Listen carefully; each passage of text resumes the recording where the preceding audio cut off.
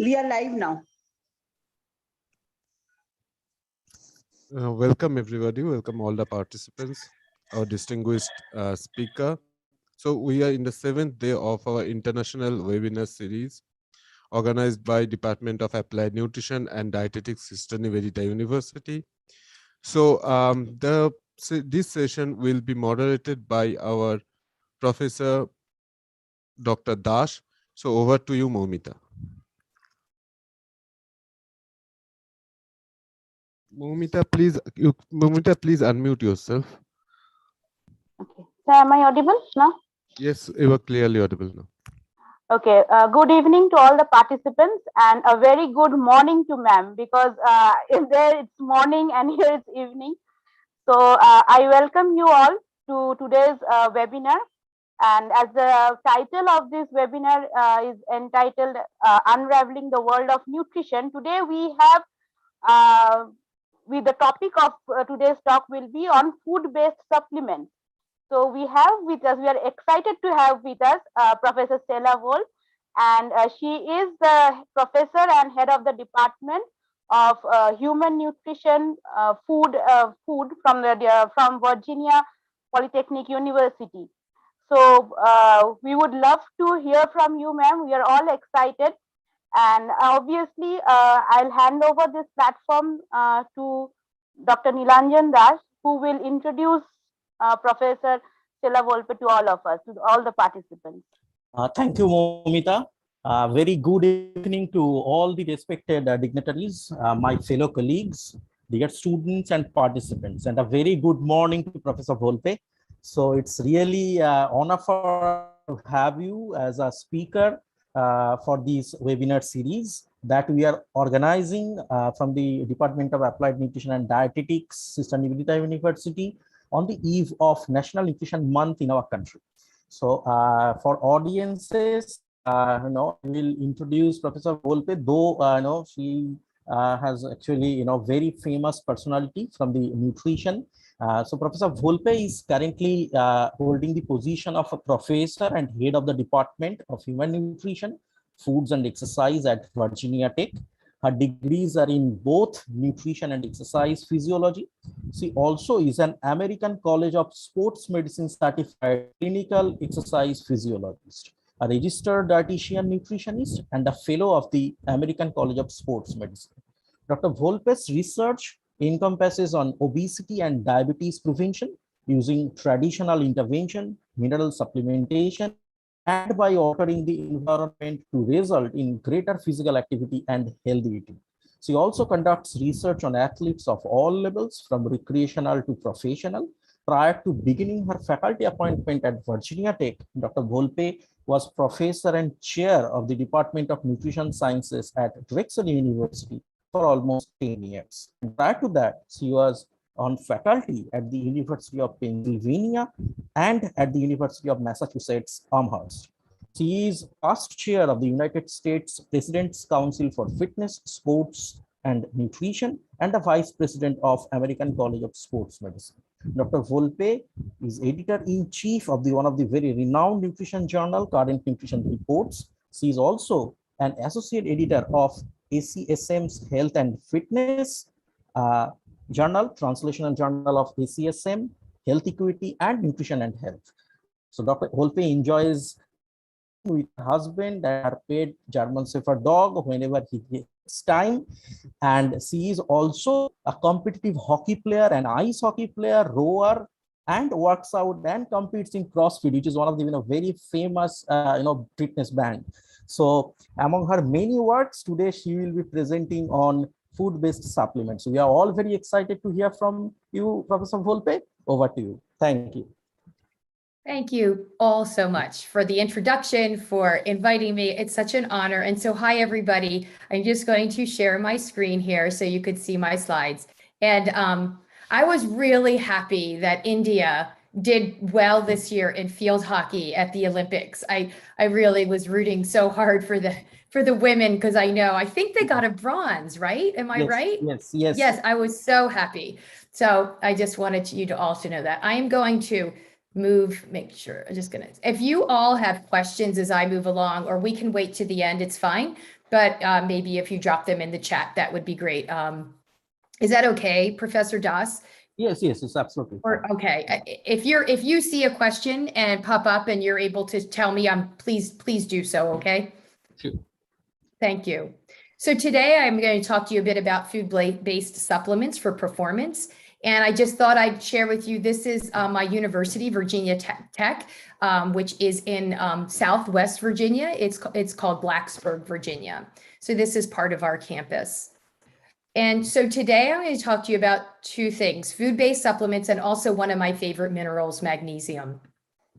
And the first supplement that I want to talk to you about is beetroot or beetroot juice. And so beet, also known as beetroot, is formerly known as Beta vulgaris. And beetroot gets its color from betanin, which has been suggestive of preventing oxidative stress. And the way that beetroot can help us with actually not only exercise performance, but health, is that we know that nitric oxide is synthesized in our bodies. And nitric oxide can also be synthesized from dietary nitrate. Then nitrate is a natural substance in many vegetables, especially leafy green vegetables like arugula and beetroot.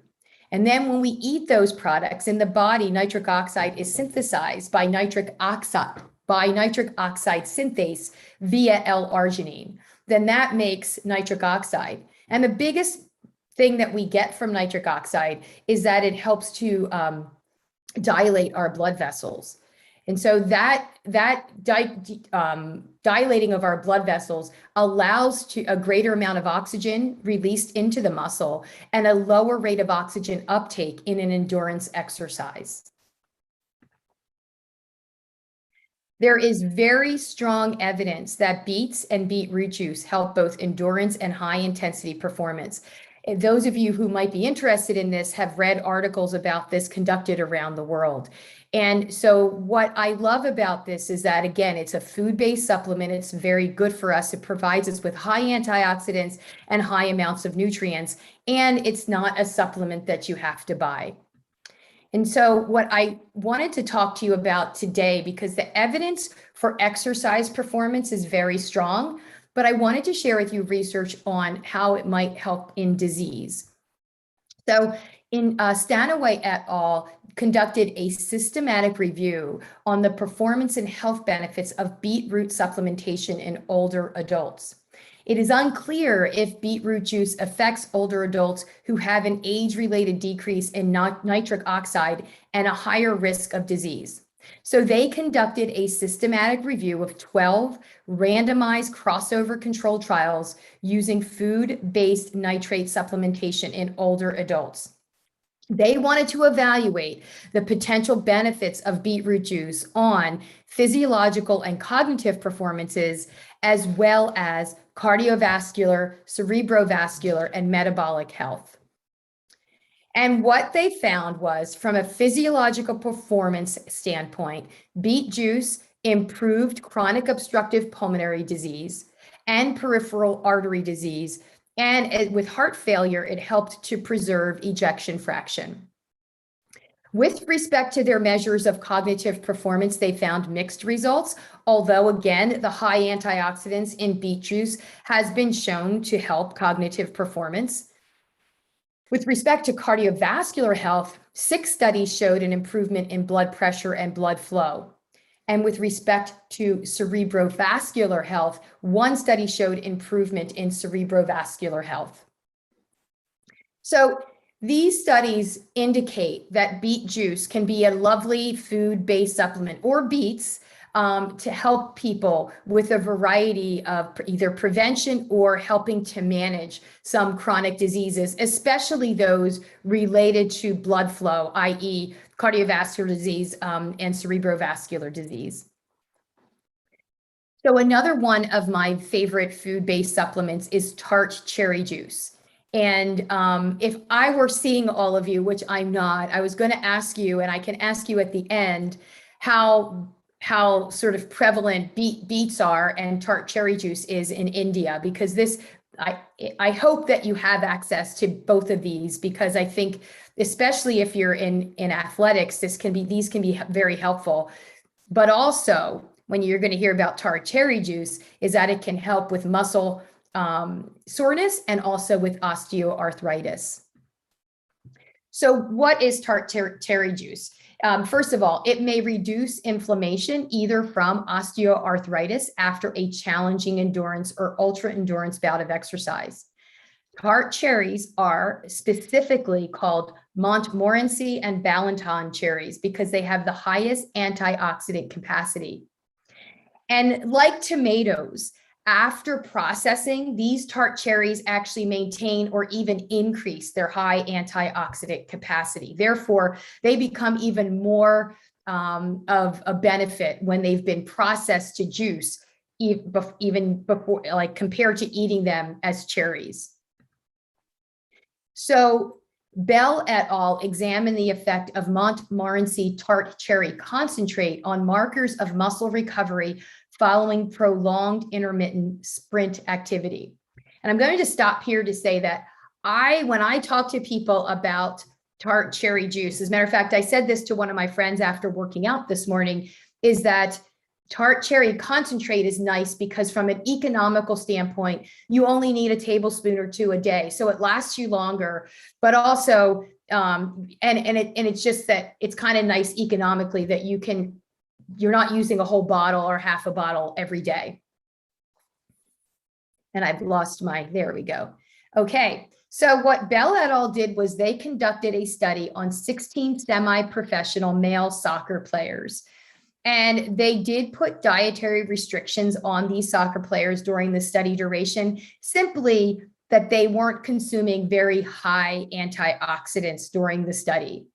It was a double-blind placebo-controlled trial with 8 players per group. And I know that that is not a large study, but they had an even amount per group, and they either received Montmorency tart cherry juice concentrate or a placebo. And it was given at 30 milliliters twice per day for 8 consecutive days. So it was a short trial, but they wanted to see short-term effects. And they measured many things. So from this standpoint, they measured maximal voluntary isometric contraction. They assessed their 20-meter sprint. They conducted a counter movement jump where they would jump in different directions. They assessed their agility, and they also assessed delayed onset muscle soreness. And they did these measures at baseline, 24 hours post-exercise, 48 hours post-exercise, and 72 hours post-exercise.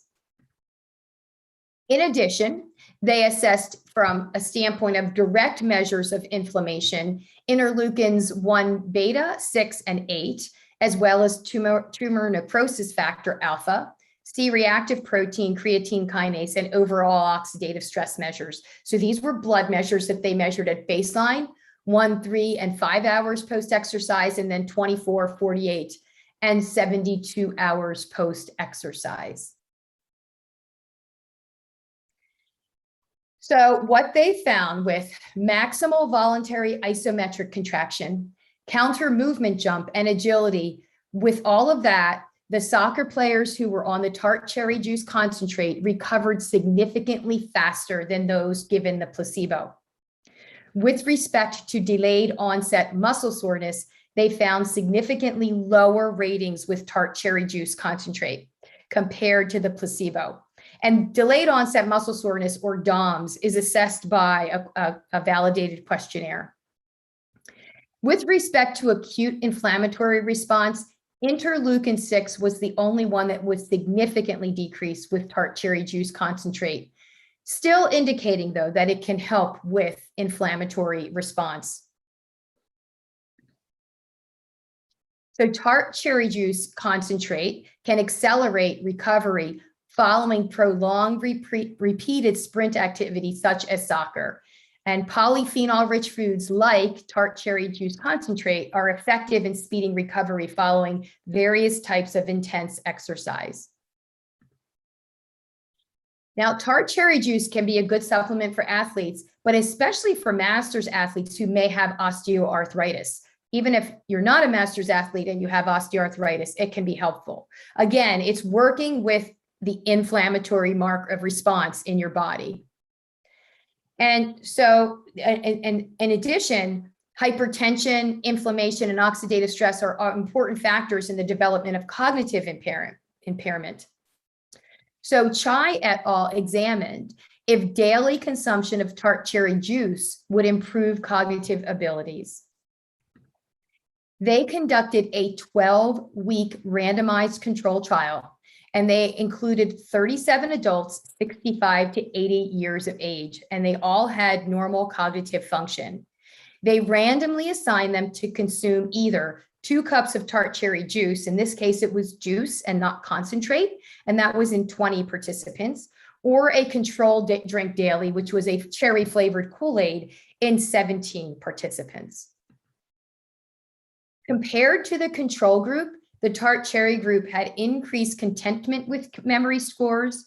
They had improved visual sustained attention. They had improved spatial working memory, and they had reduced total errors made on new learning tasks.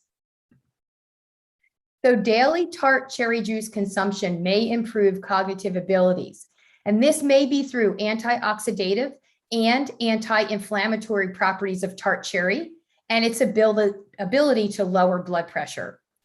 Future research should assess mechanisms of action and bioavailability of tart cherry juice. But once again, we started with beets, food-based. We started with tart cherry, and we're continuing now with tart cherry. It's also food-based. So I feel really happy when I can recommend these things to people, because there usually is no contraindication for people to take these food-based supplements, and they're inexpensive. Now, here's one that I know is used in India, and turmeric has become one of my very favorite spices.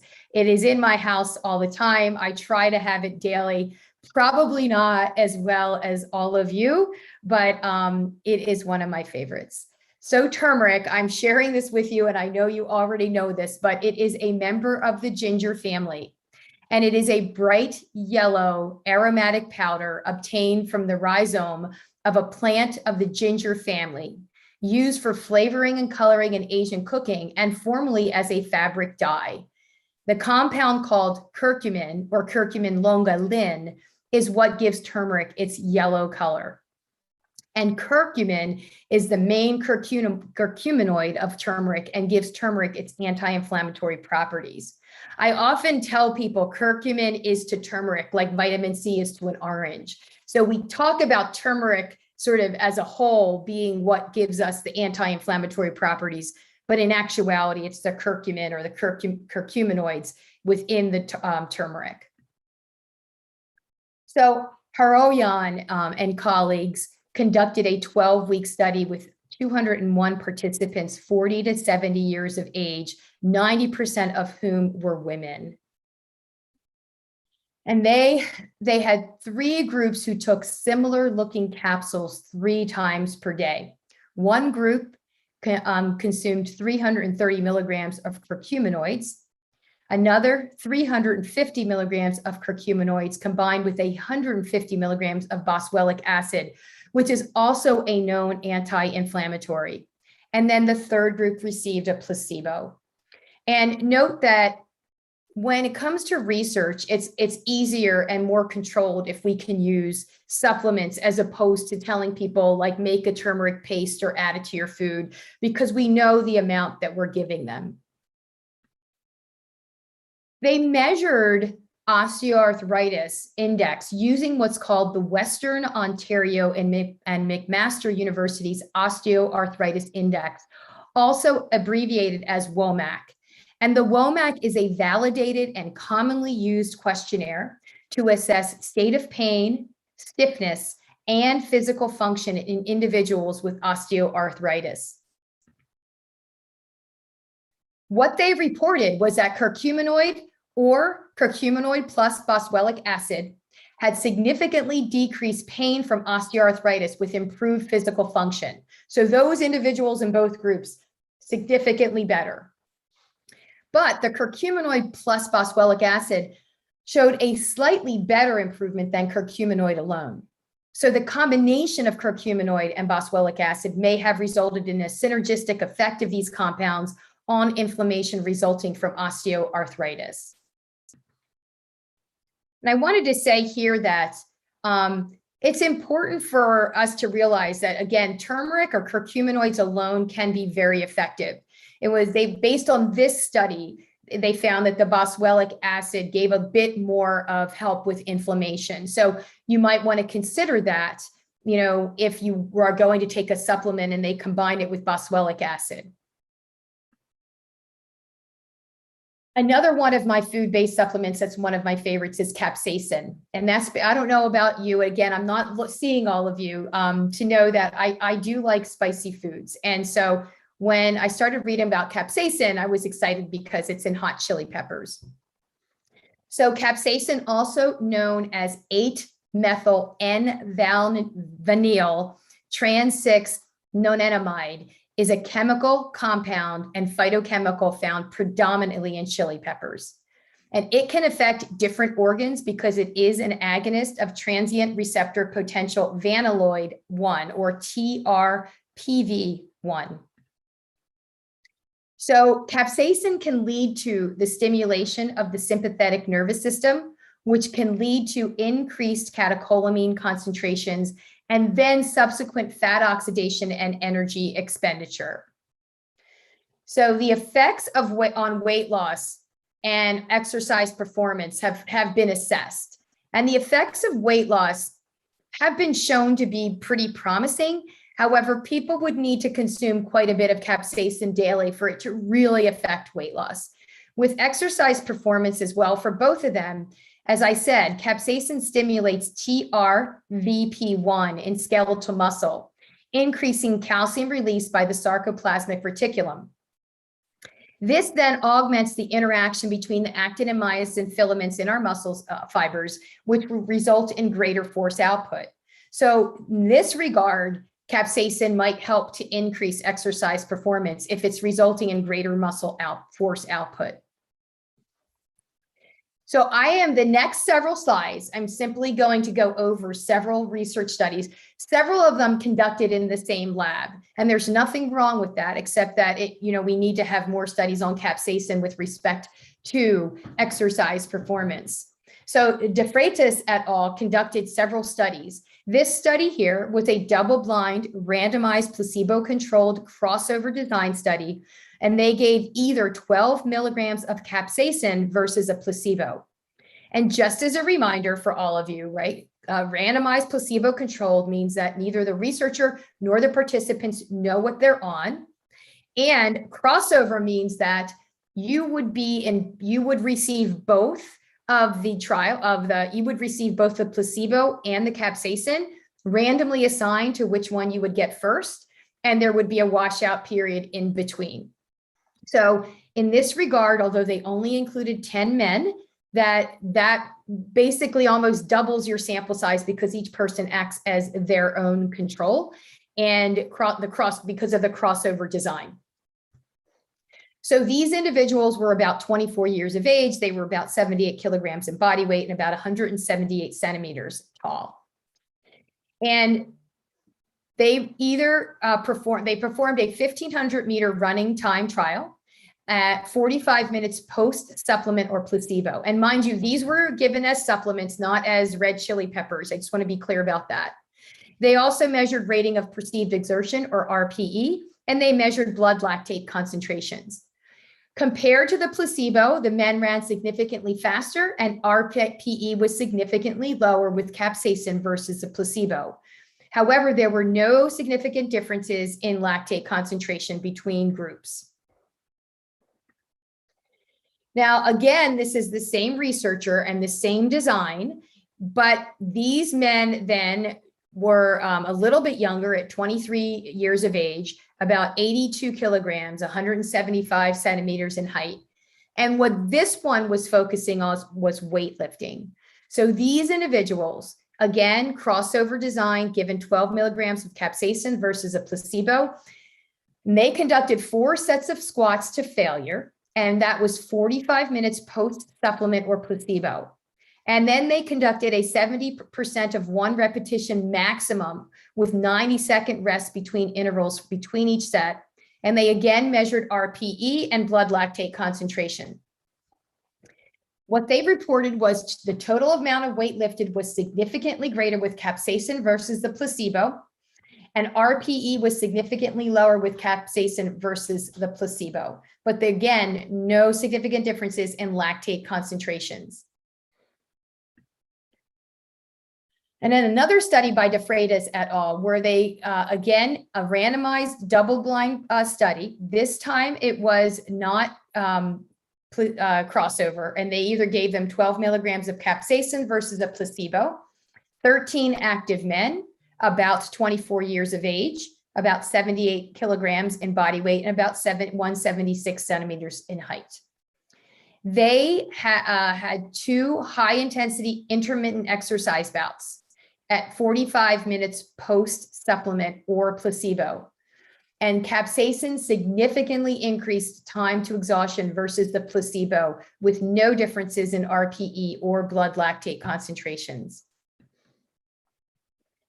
A study conducted by Opheim and Rankin, and actually Dr. Rankin is here at Virginia Tech, they conducted a double-blind placebo-controlled crossover design in 19 healthy male athletes, and they were experienced sprint athletes, 18 to 30 years of age, so a slightly wider range in age. They provided them with 3 grams per day of cayenne in capsule form, which was about 26 milligrams per day of capsaicin versus a placebo for 7 days each. Their major outcome measure was interleukin-6 for inflammatory response. And they found no differences in exercise performance or IL-6 concentrations between capsaicin and the placebo, but they did report a substantial GI distress. And note that they gave pretty much double what De Freitas et al. Gave his participant, or what they gave their participants.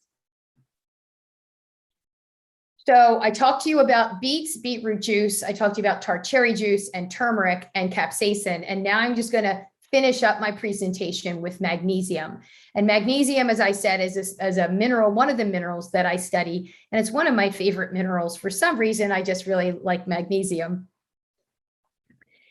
And what is magnesium? It's the 4th most abundant mineral and the 2nd most abundant intracellular divalent cation in the body. It's involved in many things, including protein synthesis, cellular energy production, cellular energy storage, cell growth and reproduction, as well as DNA and RNA synthesis. About 50% of our magnesium is in the bone. About 50% is inside body tissue cells and organs, and about 1% is in the blood. Magnesium status is measured in many ways. Despite the fact that very little is in the blood, that's what we use for our measurement of magnesium status. The most common way to measure magnesium status, at least in the United States, is by using serum magnesium concentrations. It is an inexpensive way to measure serum magnesium status. However, it is not the best way to measure serum magnesium status.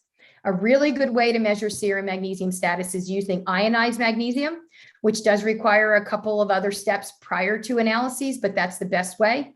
Another one, which is more expensive, we have done this in our research, but is using the magnesium loading test. That does require that there's an infusion of magnesium, and then that we collect urine from between 4 and 24 hours. And if 80% or more of magnesium is retained in the body, that means that an individual is magnesium deficient. And also red blood cell magnesium has become a very good way to assess serum magnesium status. Magnesium helps to maintain normal nerve and muscle function, cardiac excitability, vasomotor tone, as well as normal blood pressure. It also helps to maintain a healthy immune system, bone integrity, and normal blood glucose concentrations. The recommended dietary intakes for magnesium in the United States ranges from as low as 80 for children 1 to 3 to as high as 420 milligrams per day for men greater than 31 years of age. About an average in adults, we would say, is about 400 milligrams per day. About 60% of adults in the US do not consume the RDA for magnesium, and increased diseases attributed to magnesium deficiency have not been reported. However, low magnesium status has been associated with chronic inflammatory stress conditions. So this marginal to moderate chronic stress condition through exacerbating chronic inflammatory stress can be attributed or significantly to the occurrence of, of atherosclerosis, of hypertension, diabetes mellitus, osteoporosis, and cancer. Some magnesium-rich foods are listed here, or shown here rather: sweet potatoes, pumpkin seeds, almonds, avocados, Brazil nuts, spinach, and broccoli, to name a few. And so Wang et al. Conducted a meta-analysis of magnesium supplementation, and they examined the effect of magnesium supplementation on fitness variables. And they did a Medline database, and other sources were searched for randomized clinical control trials through July 2017. They measured a variety of outcomes: leg strength, muscle work, lean mass muscle strength, knee extension strength, hand grip strength, repeated chair stands, peak torque, bench press, walking speed, time to get up and go, muscle power, resistance exercise, and muscle mass. In the trials, in this systematic review, they included 14 randomized clinical trials targeting 3 different populations. They had a group of athletes or physically active individuals, and there were about 250 participants in that group at about 25 years of age. There were 95 participants in untrained healthy individuals about 40 years of age. And then they included older individuals, or they grouped those with alcoholism in this group, which were about 232 participants about 63 years of age. So again, this is a meta-analysis. These were the studies they included, and based on what they included, they placed them into these 3 different groups. What Wang et al. Reported were no effects on athletes and physically active individuals on fitness variables. The beneficial effects of magnesium supplementation were more pronounced in older individuals and those with alcoholism. So at this time, evidence does not support magnesium supplementation on fitness variables in most athletes and physically active individuals who have a normal magnesium status. I often tell people that if your bucket is already full, then to put more in the bucket is likely not going to help you to do better. And that's really what they were showing, is that these individuals had a normal magnesium status, and so giving them more magnesium was not actually helpful. I like this quote. It states that drinking 2 to 3 cups of coffee a day can reduce the risk of stroke by almost 20%. And many of you may have seen studies that have occurred around the world stating that drinking 2 to 3 cups of coffee a day can actually decrease a person's mortality rate. And I'm going to say that that has something to do with the fact that coffee provides people with magnesium and to get to that outcome. I'm going to show you another study that's quite different. And this is a study that we have been conducting in my lab since about 2014. We call it the athlete study in my lab, and it's a cross-sectional study. So I can only show you some data cross-sectionally, but we have athletes in our lab from 18 years of age and older who exercise minimally 2 days per week, but most of them exercise 4 days a week. And we call them collegiate athletes if they're 18 to 25 years of age, or master's athletes if they're 26 years of age and up. And the reason we use 26 is because many different sports, for example, rowing, used to have the age of 27 for master's athletes, and now they lowered that age. Some master's athletes are called 40 years of age in their respective sport. So we sort of took an average of that, and that's why it's 26 years of age on up for our master's athletes. And our inclusion criteria and exclusion criteria are shown here. You know, we excluded smokers, those who exercise less than 2 days per week or were sedentary, if they were less than 18 years of age, if they were diagnosed with chronic disease. Although I will tell you that if a person was on a medication and their physician allowed them to be in our study, we would include them. Women who were pregnant and those unable to consent. And here's what it looked like. In the first session, they came in, they read and signed and informed consent. We measured their height, their body weight, their waist circumference. We measured their resting metabolic rate. And then we conducted a dual energy X-ray absorptiometry or DEXA scan on them for bone mineral density of the whole body and the hip and the spine, and also of body composition, lean body mass and fat mass and fat-free percent fat. We gave them an active-cal accelerometer to wear for 1 week so we could actually measure their physical activity. And in the second session, we measured their maximal oxygen consumption, and they also completed a block food frequency questionnaire so we could get an idea of what they were consuming over the past year in general. Here is what our categories look like. So this is, you know, we're looking at the different groups here, their age, their height, their body weight, et cetera. And I won't read each one of these to you. I'll just pause for a moment, but you can see at this moment, well, we have over 400 athletes, almost 430 athletes in our study, but for some of them, we didn't have full complete data. So that's why you see the total sample size here for the combined are 302, and then 146 women and 156 men. And you can see here that at the very bottom, magnesium intake from supplements was really pretty low. It was about 75 milligrams per day. But I will also tell you that the block food frequency questionnaire that we used was not something that really emphasized, like if you're taking supplements. It does ask our participants, but many of them could be taking more, but it generally asks sort of general supplements.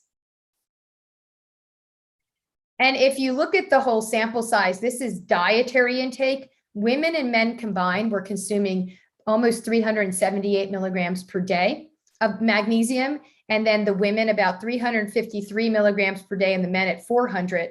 And women had significantly lower intake than men. However, both of them were still pretty close to the RDA when it came to intake, which I was really happy to see that because that's a little bit unusual. That they were taking close to the RDA. We were really happy to see that.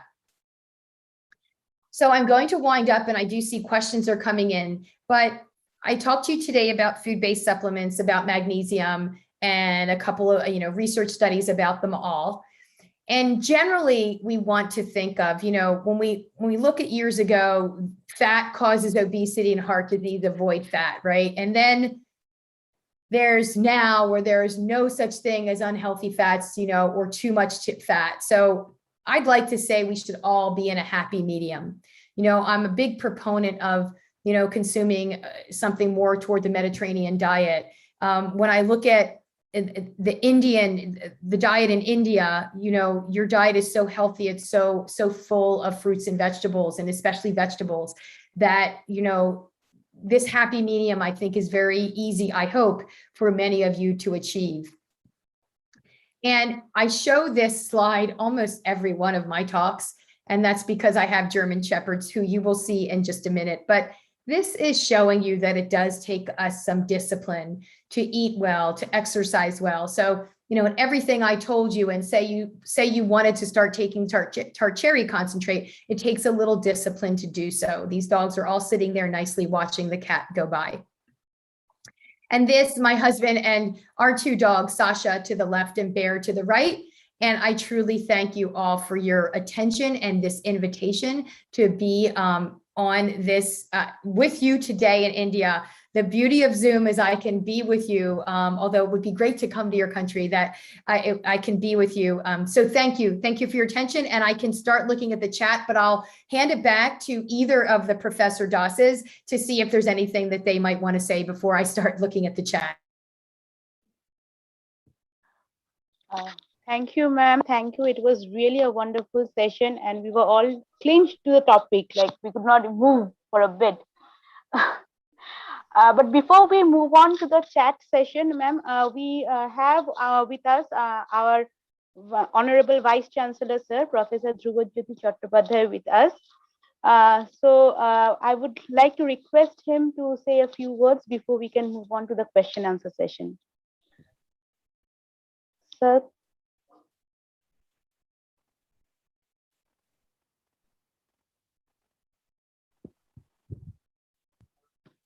Sir, is he there still? I think, Momita, we can go to the question answer session. I am talking with our honorable visitor. If No, I am here. I am listening to, but you go ahead with your question and answer session, please. Okay. Thank you, sir. Thank you. I'm just so honored you're here. That is so kind of you. Oh my gosh. Oh, it's such an interesting lecture. Obviously, it's a learning exercise for me. I'm so happy to listen to you. Yep. Because you know that during my early PhD days, one of our professor worked with capsaicin at that time and the pea protein. And that time onwards, I have got a lot of interest in that. And you know that after that, so many research has been done and you explained it so nicely, actually. And I particularly liked your last but one slide where you had with the two of your pets. Yes. Thank you. My husband doesn't know that I included him on that slide. I usually just include the dogs. But anyway, thank you. It's really Thank nice. you It's so really much. nice. Yeah. It's very It gives kind a of you. personal touch. Thank you. Welcome. Yeah. Thank you, sir. So, ma'am, I think we can move on to the question answer sessions. I hope you have time, ma'am. Absolutely. I have time. I'm so excited. I hope that, and I hope I was trying to keep it within like the 45 minutes. So I'm glad that that was good because I knew that that's about what you had wanted. So I hope that was okay. I will start reading the questions, Professor Das. Is that okay? Yes, sure. Okay. Great. I'm going to start at the top. And so, thank you, Professor Chowdhury. Why is there the boswellic acid? What we think is because it also is anti-inflammatory, that combined with the curcumin, it gave it a little bit more of a boost. However, I think that just taking curcumin or having turmeric in your diet, certainly in and of itself is going to be helpful. But it looks like you're going to ask me something. So I'll. Yes, ma'am. I want to ask that if we do the mechanistic study, during the anti-inflammatory pathway, is there any crosstalk between the anti-inflammatory mechanism between them, which is giving the synergistic effect? That's an interesting question. I don't know that answer because I've not seen research now. There could be, but I've not seen research looking whether there is crosstalk or not. That would be my speculation in the anti-inflammatory response of those substances, but I don't know that for sure. Thank you, ma'am. And ma'am, I have another question which I haven't typed in the chat box. That in my PhD, a part of my PhD was on curcumin. So ma'am, what I have seen during that time, that there are different reports that come that taking turmeric or taking curcumin, or we take curcumin in the form of turmeric in India, they have this anti-inflammatory effect, as well as, and in some places the other antioxidant effect, they are evident. But when we did the in vivo study in the rat model, we found that free curcumin, due to the very low bioavailability, they are not showing anti-inflammatory effect or antioxidative effect. So why do you think, why this paradox is there, that whenever we take with food or with other things, they show the effects, but in the lab model, in the in vivo model, the free curcumin doesn't have so much effect? So I'm not sure how you provided it in your study, and I know you know this because you're probably better at knowing curcumins than me because you did it for your research, is that having it with food, especially fat and pepper, increases the absorption of curcumin. As a matter of fact, we put in a grant to NASA. We'll find out if we get it, where we want to evaluate the effects of curcumin supplementation on anti-inflammation in high intensity exercise. And if we get the fund, we're going to use supplements, and we're going to use a supplement that is lipidated, because that has been shown to absorb better and with pepper than those not included with that. So I don't know if that answers your question or not. Yeah, yes, ma'am. Somewhat. Normally, we give curcumin in the fat-soluble form only. We dissolve in some oil only. But still, I want to do further work on that, because this is the question that still I have in my head. Maybe we should do that together. Yeah, together. I Thank would you, love ma'am. that, because Thank it would you, be ma'am. very interesting to find that out, right? Yes, ma'am. And you well know, everyone in this group knows that, I showed you a study that was positive. There's other studies that show no effect, just like most research, right? Not every study shows us positive effects, but generally, the many positive benefits of turmeric / curcumin, I think, are far outweigh what any sort of non-effects could occur. Certainly, ma'am. Thank you. Okay. Okay, I'm going to go to the next one. And what are blood lactate concentrations? Sure. And so what blood lactate concentrations are, when we exercise, one of the things that it doesn't necessarily build up. Some people think that lactic acid or lactate builds up with exercise, but the more fit you are, the more likely you will use lactate for energy. It will get converted to glucose. But so they were measuring lactate in those studies with capsaicin, because they wanted to see, was there a buildup of lactate or not that could have maybe impaired exercise? Because lactate is sort of known, if you have too much of a buildup, it could impair your exercise. And so that's what they were measuring. It's a byproduct or an end product. I shouldn't say a byproduct, an end product of glycolysis. So I hope that answers your question. And if I don't answer questions, please add more to the chat or unmute yourself, and I'm fine if you do that as well. So I hope that I answered your question. And then Professor Das, so the capsaicin was given in a pill form, and because they wanted to control it. So you can actually buy capsaicin pills, and they were given in a pill form. And as you saw, the studies by De Freitas et al. Were all 12 milligrams, but the one by Oppenheim and Rankin were 25 milligrams. So it looks like there's something below 25 that will not cause gastric and gastrointestinal upset. Ma'am, I have one more question. Like, as we know that those who have capsaicin, like the chili, red chili that we have, the receptors or the tongue gets sensitized. Like those who have larger amount, the receptors get sensitized. So is there some similar mechanism which we have inside the body, or which occurs inside the body? I mean, then the amount should also be increasing with time, like if the receptors are getting sensitized, I mean. Absolutely. And that's such a good question. I think the receptors on our tongue get more sensitized more quickly because, as people like hot stuff, hot, spicy foods, that they tend to be able to go a little bit more spicy, right? In the body, the way capsaicin works with actin and myosin, right, to, increase muscle function, you likely will need to increase it, but at some point, right, we're not going to go too high. And so at some point, like many other things, it may not be ergogenic, right? It might not be very helpful to exercise performance, just like for people who are trying to lose weight. At some point, you're going to have to take way much more, and it's going to be very non-feasible or unfeasible to do that. So you're absolutely right. The sensitization does happen at the muscle level, but not as quickly as it does at the tongue, right? Because it's sort of more powerful when we consume it right there. Thank you, ma'am. Thank you. You all are asking such wonderful questions. The methods to measure ratings of perceived exertion, or RPE, it's a simple scale. Well, there's two scales. The one we use in our lab goes from 6 to 20.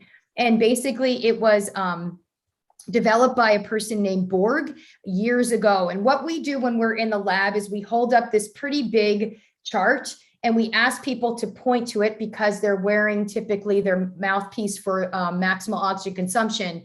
And basically next to each number or every other number, there's a descriptor, like number 6 would be very light, 13 might be very, very hard. 20 would be really hard or really difficult. And we just have point people to see their perception of the exercise. That's what it really is. It's their perception. And you might ask, why does the scale go from 6 to 20? And that's because if you were to add a 0 to each of those numbers, that's about the heart rate we might expect that you would be exercising at when you pointed to a number. So if I pointed to 13 and I'm taking a person's heart, and my heart rate should be right around 130 beats per minute. It's not always exact, but that's where that scale came from. So once again, if I'm not answering your questions well, please let me know.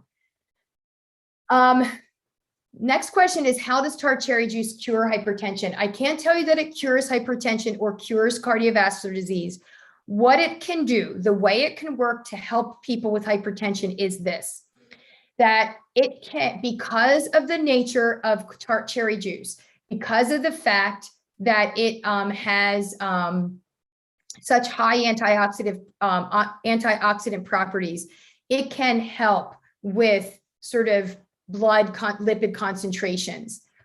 What I would say to you more though, Urbi, I hope I'm saying that right. I'm not saying names because I don't want to mess up names, is that really tart beetroot juice can do better in the sense that it will cause vasodilation of the blood vessels, and that can help people with hypertension even more so than tart cherry juice. But generally, the way tart cherry juice works with hypertension and cardiovascular disease is its high antioxidant content and helping to remove low density lipoprotein cholesterol. Okay, does the high intake of magnesium supplement affect any, does the high intake of magnesium supplement affect any, how the human body? I'm not sure I understand that question, except I'll try to answer it to say that the way magnesium can, it can affect, magnesium really works in so many parts of our body, including, muscle contraction, heart rate, helps our heart, helps our brain. So what I would say that, consuming magnesium can be very helpful. It can be very helpful with muscle cramps as well. Some people who suffer from migraine headaches say that magnesium can help them as well. But what I would say that if you were considering taking a supplement of magnesium, I'm going to tell you two things. One of the better absorbed forms of magnesium is magnesium glycinate or magnesium citrate. Something like magnesium sulfate really might give you diarrhea and you then won't absorb it very well. Secondly, if you were to take a magnesium supplement, I would tell you to not go above what your recommended intakes are in your country. So for us, like I would tell people to not really go over maybe 360 milligrams, even if the RDA for them is 420. Do intakes of selenium in our diet have any adverse effects in the body? So selenium can work as an antioxidant as well. And certainly what I say to anyone is that taking too much of any certain vitamin or mineral can be negative, have a negative effect on our bodies. So certainly I would just be aware of the intake of selenium, but generally selenium can be very helpful as an antioxidant within our bodies. Does the high temperature cooking affect the retention of magnesium in the food sources?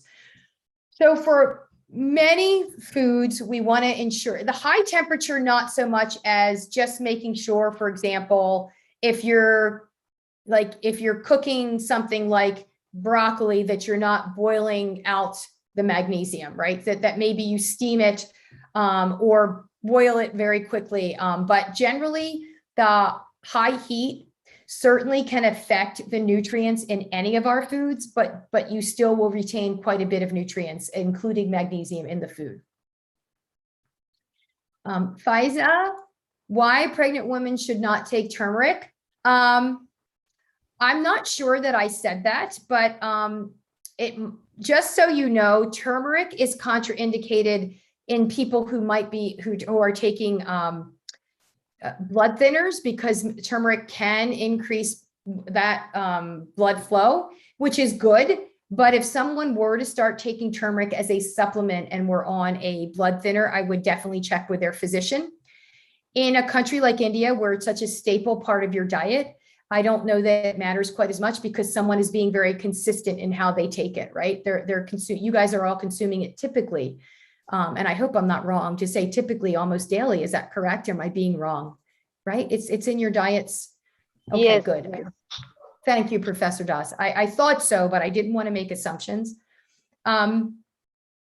So I don't know that it's contraindicated in pregnant women. All I would say is that if a pregnant woman wanted to start taking a turmeric supplement and not sort of include it in their diet, I would definitely check with their physician. How much capsaicin should be consumed for weight loss, and does it have any side effects?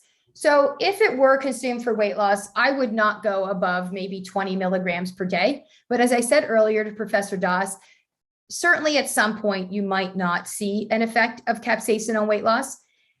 And the side effects really are mostly gastrointestinal upset. You might get some diarrhea, you might feel some nausea because of the strength of the capsaicin. So I would just be aware of that. Remember that the studies on athletes showed that 12 milligrams per day were effective for athletic performance, but 25 milligrams per day seemed to give gastrointestinal upset. That's very individualized though. So some individuals might be able to go higher, but I would just be aware of that and then realize that at some point it's not going to be helpful for weight loss. So I answered that question already. Does the high intake of magnesium, oh no, sorry, I did that. Thank you, Adrija. I just want to know whether reverse diabetes is true and whether it can be a thing within the help of diet and exercise. Most certainly, people who have type 2 diabetes, especially if it's a result of obesity, which typically it is, that if people lose weight, diabetes can be reversed. They would need to maintain that weight loss and be very aware of watching their diet and exercising. But yes, there is a thing that we, calling it reverse diabetes or removing people from their medication can certainly happen, because as we all know, diet and exercise are very, very powerful with our health. Does drinking alcohol or smoking for a pregnant woman change the genetic makeup of DNA in future generations? Well, I would first tell you that we don't want women to drink alcohol or smoke during pregnancy, because certainly we know directly effects of the fetus are negative. For example, fetal alcohol syndrome is something that can occur with as little as 1 drink of alcohol. The amount of alcohol that causes fetal alcohol syndrome can be very little. So whether it changes the DNA in future generations, we hope that a person doesn't drink or smoke during pregnancy. But if they do, I don't know that I can answer that question, but I suspect that it might change the DNA some, but I'm not at liberty to answer that question. I'm really sorry. Does the high intake of capsaicin affect our gut health? Capsaicin might affect our microbiota a little bit because of the ingredients in chili peppers. And so I would say that yes, and I would say that it would do so for the positive. And the way capsaicin reduces body weight is because it does increase our energy expenditure. So it increases resting metabolic rate. And that's because it's increasing muscle function, and that increases metabolic rate, which then can result in weight loss. But remember, the amount of weight loss you're going to see may not be significant. And so it's very important to be aware of that. Do people with different food allergy get any side effects with capsaicin or like the allergy gets triggered. I really don't know the answer to that question. I would say that certainly if someone has an allergy to capsaicin, they shouldn't take it, whether by pill or consume it in the diet. But it would depend if they have an allergy to capsaicin. Okay. Can taking magnesium prevent severe hypertension, migraine? There has been research on magnesium and migraine, and yes, magnesium has been shown to help people with migraine. Not everyone is helped by magnesium, but I know that there has been research on it with magnesium, and that it can certainly help with migraine. And I think that were all the questions, and they were excellent questions. And I thank you for those questions. And so I'll hand it back to Professor Das or Professor Das. And oh wait, thank you. You are also wonderful. I can't even thank you enough because it's so late for you. And so the fact that you all were on here tonight just makes me thrilled. Thank you. So I will mute myself now. Thank you so much, ma'am. Sir, I would hand over the platform to you. So really, it is really a great pleasure to deliver the vote of thanks for such a nice session. So first of all, I want to thank Professor Vogt. It was really a wonderful talk. What to say, I don't know about this talk. Mostly the participants are students and they have learned a lot, I think, or you have triggered the interest in my students. And most importantly, I want to mention one thing to you, ma'am, that in our curriculum, in our syllabus, we have sports nutrition. So they are going to study this in future in the next year. So this is the first introductory class for the sports nutrition and other dietary supplements. I also want to thank, and ma'am, you have already said that you want to visit India. So a very big welcome to our university. I hope in next future 1 year or 2 year, when the situation will be okay, in this pandemic situation it is very difficult, we will like to invite you in our university. I also want to thank all the moderator of this session, Professor Das. Thank you also to Professor Nilanjan sir, and thank you Bipsha madam. I also want to give a big thank to our honorable VC, Professor Dhrubajyoti sir, Professor Chattopadhyay. Thank you to be with us in this session. I also want to thank Professor. I also want to thank Wenziram madam and Ina Bose madam for helping us so much throughout this whole webinar series that we are conducting for 8 long days. And the last but not the least, thank you all the participants for being with us almost every day. And I hope you have learned a lot from each session, and we have another session tomorrow. And I hope we will meet again tomorrow, and you will able to learn more things tomorrow. Thank you to all. Thank you, sir. Thank you, Professor Vogt. Yeah, Professor Wolf, Shom Shubra mentioned that he's wait till 1 or 2 years when the pandemic will go. But I just wanted to request you to visit us when the pandemic becomes endemic in a short period of time. We are all looking forward to this conversion of pandemic to endemic.